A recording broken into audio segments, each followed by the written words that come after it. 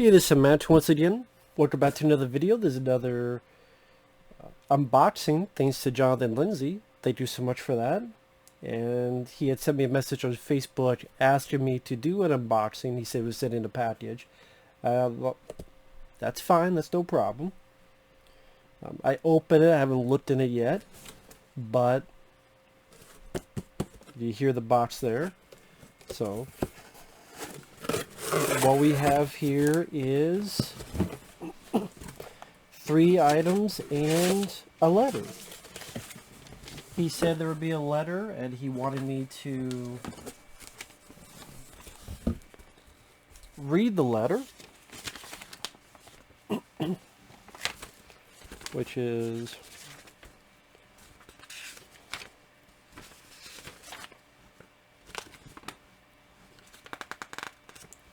I think, yeah, 5 pages. So what we have here is a film called Radio Flyer, which seems familiar. It's a Richard Donner film no one talks about. Yeah, this is the one I'm thinking of. I remember being meh on it, to be fair. I mean, John Hurd, Elijah Wood, Joseph Mazzello, who would be in Jurassic Park. Not a bad cast, but it's Radio Flyer. Family drama. Yeah, I remember being meh on it. But either way, nice to have it for the collection. Radio Flyer. Next up is another volume of Batman, the animated series. This is volume 4. So I'm guessing this is like season 3. I believe that's the case. That was very nice of him. And finally we have the Dark Crystal. Now I do have the film on DVD. So I did have the film, but you know, still a very nice gift. Upgrade from the DVD to Blu-ray. So a film I don't mind. I don't mind the Dark Crystal for what it is. So that was very nice of him. And he wanted me to read this.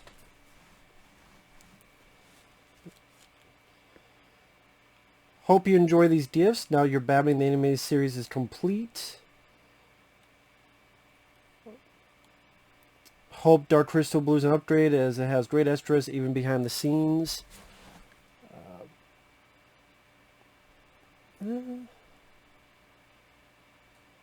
It has the same features. The only thing different is a trivia game and an intro where they talk about the language they speak.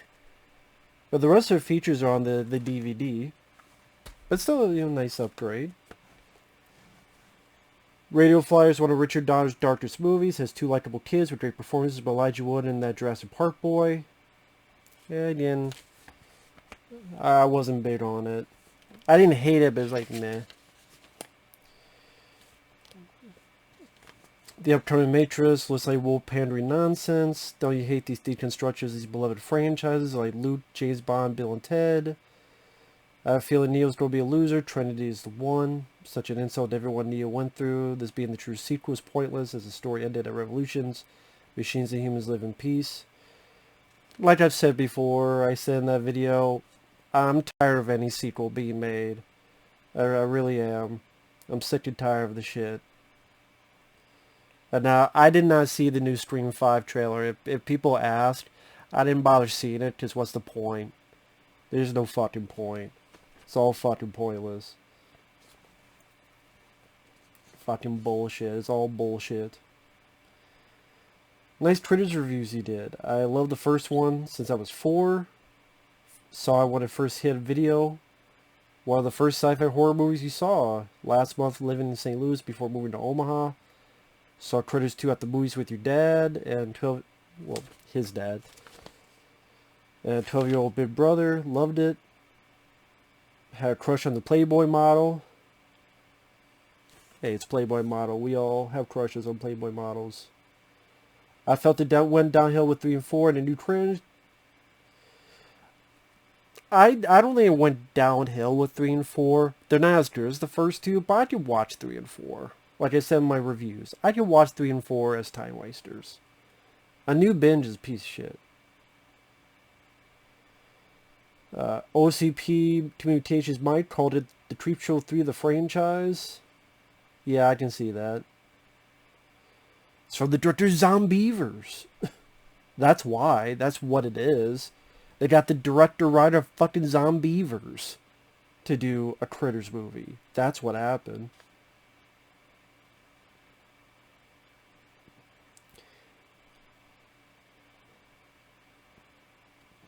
The lead kid was unlikable, like the idea of a human critter hybrid. I've read Critters fan fiction.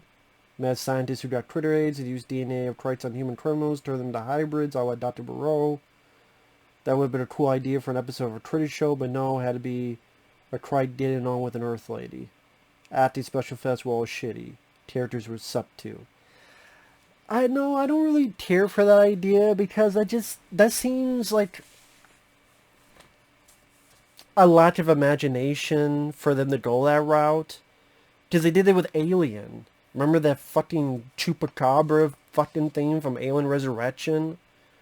It's part xenomorph, but it's also part Ripley, or the clone of Ripley. That seems like, hey, we ran out of ideas, so... There's like a box. When ideas are ran out, here's a little box. You open it. If it's a creature feature, that's what... not for me. Glad you enjoyed the Batman the Animated Series episodes Tighter, Terror of the Sky, Almost Got Him, What a Reality, and I Am the Night. Moon the Wolf, you think it's an above average episode with an interesting idea.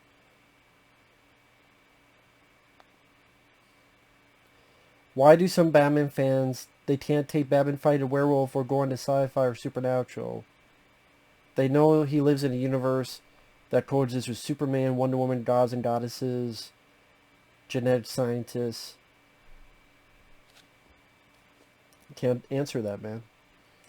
Treat Williams was great as Milo, indeed, and nice to hear Perseus from the original Clash of the Titans in true roles in the series. Gotta admit it was better than the shitty Batman in the Basement episode, but shows...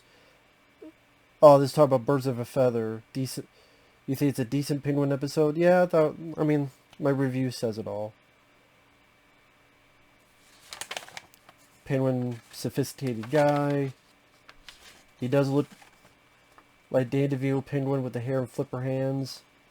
Warner Bros. Demanded it in May 1991 when Batman Returns was in production. Anime series was also in production. They wanted ties with the movies. Even Michelle Pfeiffer looked as Selena on the show. In the episode, Veronica was a snotty bitch, played Penguin for a fool, played his heart like a harp from hell. Penguin looked like he was enjoying performing until she and that studio guy ruined it, and gotta admit, when he sang at the opera, was hilarious, especially when he was offering a cappuccino to Batman when it was actually poison. Birds, I guess one of your favorite episodes. Yeah, I thought it was okay. Cool that's one of your favorites. Terror in the Sky, fun follow-up. You have to admit, to On Leather Wings. It was a nice twist to see She-Bat. I didn't think it was a twist. I could see it predictable. She was in the comics before the show, and a nice introduction to her. Transformation of human woman to She-Bat was creepy. Yeah, it was alright.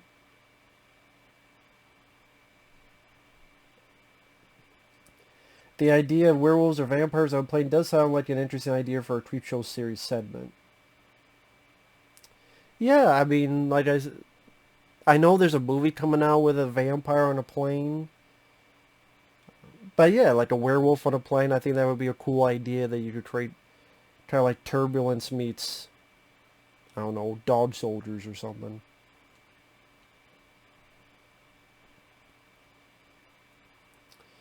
Are Almost Got 'Em, Tighter, Tighter, Tear the Sky, and I Am the Night favorite episodes of yours? Almost Got 'Em is a fan favorite and masterpiece. I remember when I was 10 when the episode aired in November as I was sick from cold. Me and my mom and my 15-year-old brother saw this episode together. We had a great time watching this episode and even laughed at Crotch rock line. Did you think it was hilarious when Crotch said his rock line, everyone looked at him stoned in dead silence? Yeah, it wasn't too bad. Ivy's story was quite interesting. She was playing Green Goblin with her exploring pumpkins, yet if she only teamed up with Scarecrow, since Scarecrow is connected to pumpkins, Halloween, and fear. Penguin's story was fantastic. He did use birds to get Batman since he's a bird guy who likes birds and had poison-tipped hummingbirds, and Batman stabbed in the leg. Okay. He's pretty much explaining the episode. Joker's trap was quite clever as he thinks he saw Jigsaw, but Catwoman managed to save him. Gets knocked out. How Batman saves her.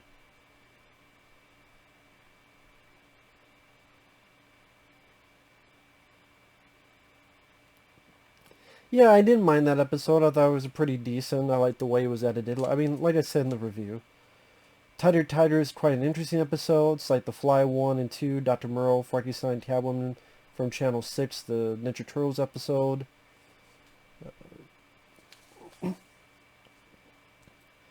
I didn't get any of the Fly 2 stuff out of it. I just thought it was like, Dr. Moreau I could see a little bit, but I did not get any of the Fly 2 out of it. One of my favorite episodes since I was 10, when me and my big brother saw the episode together. Dr. Emil looked like Dr. Pretorius from Bride of Frankenstein. He also looked like John Glover and a little bit of David Cronenberg. Tigress is an interesting character, has a bit of humanity in him, despite being a mutant man-cat creation. It was funny how you say you probably went out to the city and meet Linda Hamilton in the sewers. I forgot about that. I forgot I said that. Not to mention mutated Catgirl Celia Kyle.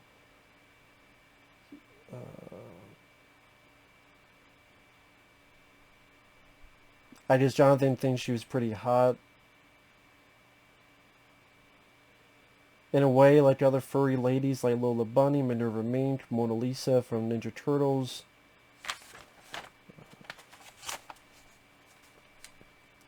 Hey. I'm not going to judge.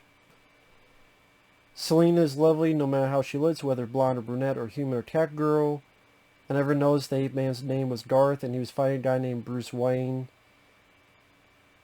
Must be Bruce Wayne's World. Bruce Wayne's World, party time, excellent. I didn't even think about that. I didn't know the other guy's name was Garth. I didn't put that together. The ape man's name was Garth? I didn't even realize that. Garth and Wayne, okay. That's interesting.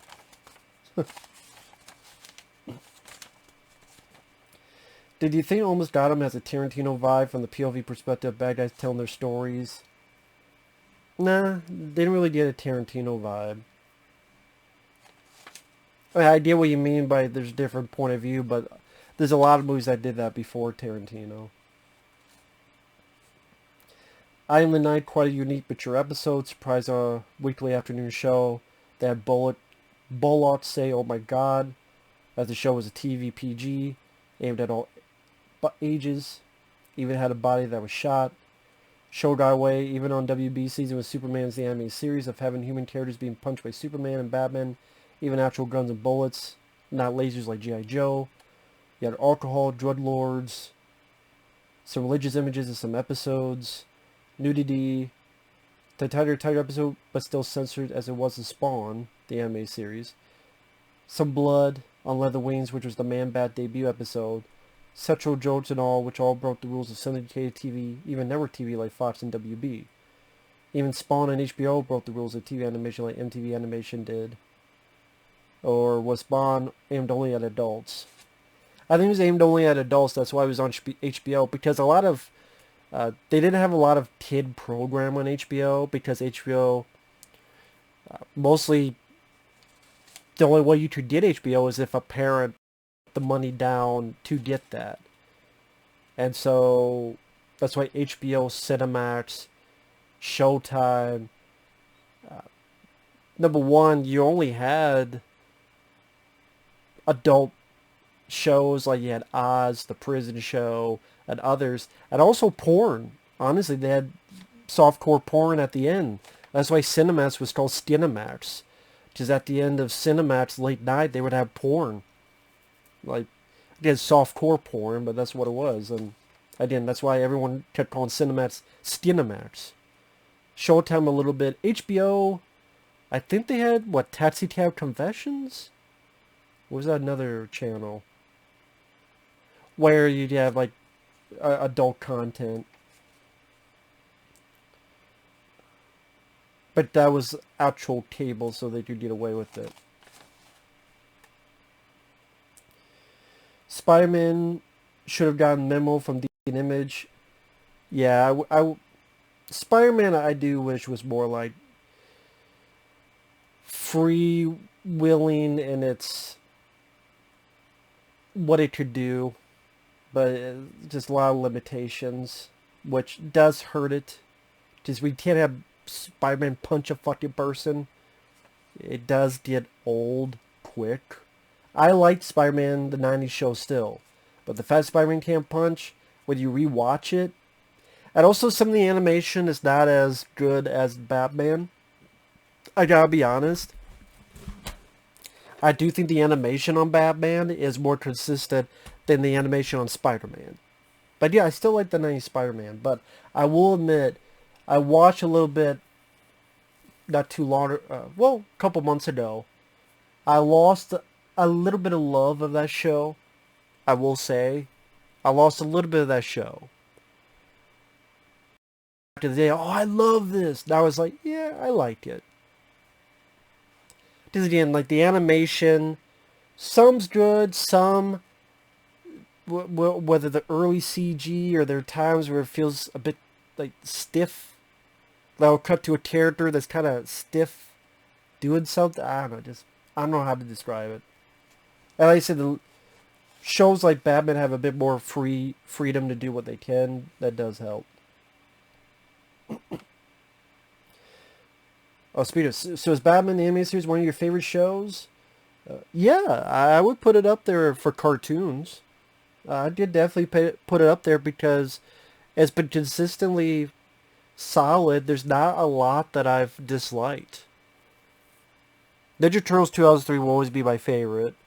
And I'd have to see a whole list of cartoons. Like, there's stuff I grew up with, like Scooby-Doo. There's stuff that I liked the first couple years, quite a few years, The Simpsons, Robot Chicken, Beavis and Butthead, among others. But, Spider-Man, X-Men. But yeah, Batman would be up there. Same with Batman Beyond. I would put both of them up there. I'd go so far, Batman Beyond would be in my top 10 cartoons. Because Ninja Turtles 2003 is on there.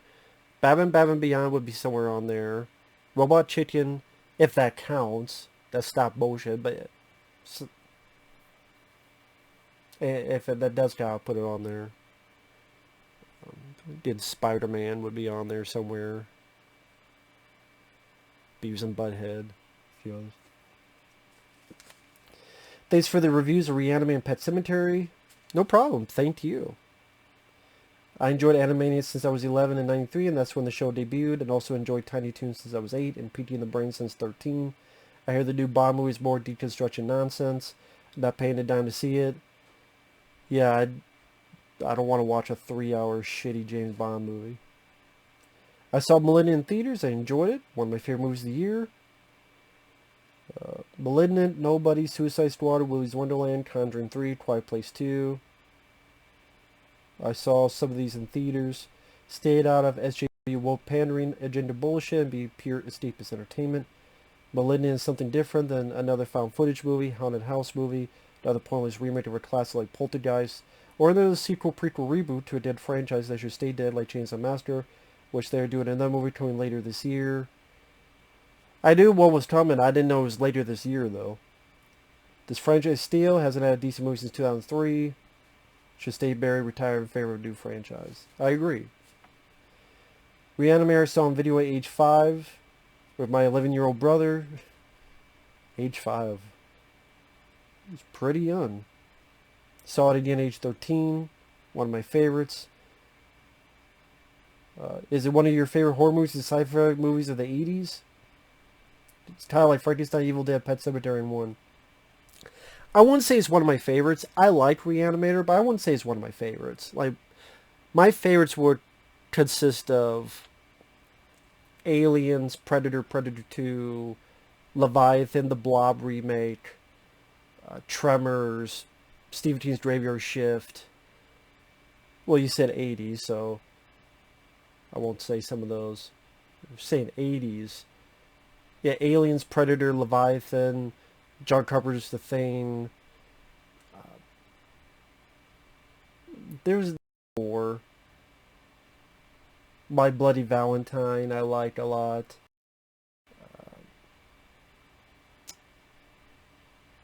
There's a lot of good ones. I mean, I like Reanimator, but there's others I put up. Evil Dead 2, I would put above it. The first Evil Dead I would put above it, among others.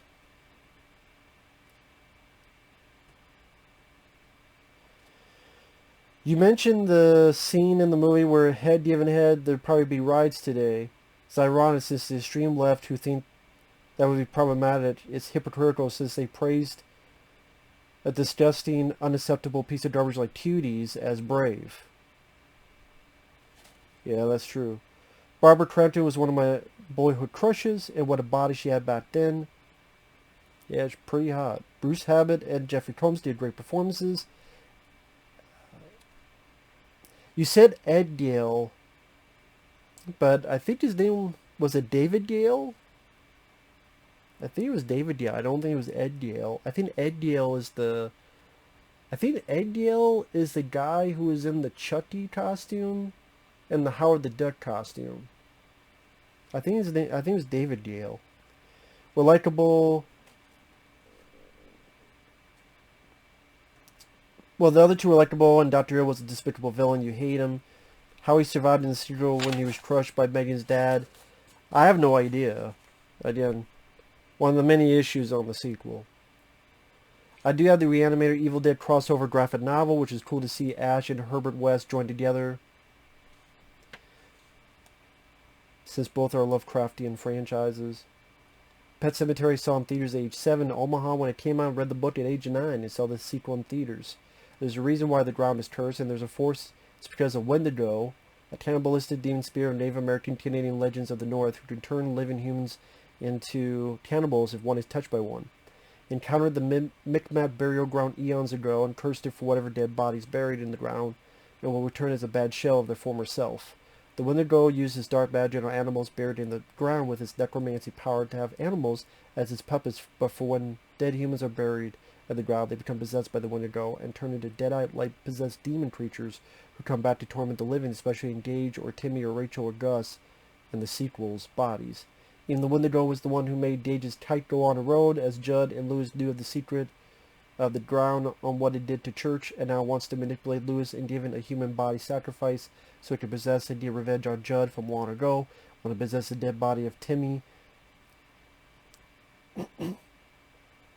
Bruce Campbell was originally going to be Lewis. I never knew that. And George Romero was going to be the director, and the original screenplay from 1986 was different from the 88 rewrite, as it had more dramatic moment with Gage's death, like photo montage shots, like the Blaze Seeker. Lewis holding the Blaze Seeker streaming in the air, even when mentioning the Wendigo briefly with Judd, saying during Church...